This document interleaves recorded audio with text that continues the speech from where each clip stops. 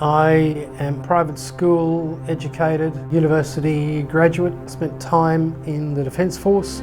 I went into computing, and with the computing I went into project management. So I had a 25-year career in managing a lot of the IT projects across the country.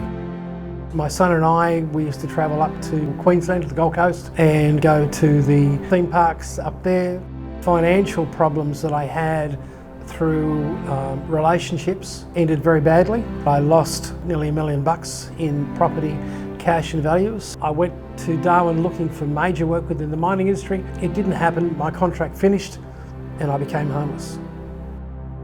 My first night of being homeless, my son, who was with me at the time, we had to give up the rental property that we were in because the rent at the time being was too much. And my first night was spent in my car with my son. It was devastating. I was in my car with my son for over 18 months in Darwin, and then we came down to Perth to try and look for something, and I spent over 14 months in my car here in the southern suburbs around Rockingham.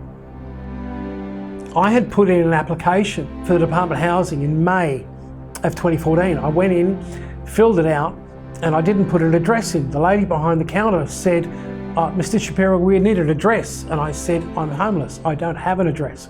And she said, we can't accept your application unless you put an address down. A senior was in the room and the supervisor said, yes, we can help you, we'll take that application. The wait for Department of Housing at the moment is over 6 years. If the senior supervisor had not been there, I would not have been able to put my application form in. I would have remained on the street. Homelessness destroyed my life. I have gone through medical problems. I ended up with cancer. A lot of those who are homeless that have diabetes, once they get off the street, they have major issues still continuing. I got a mate of mine that I streeted with.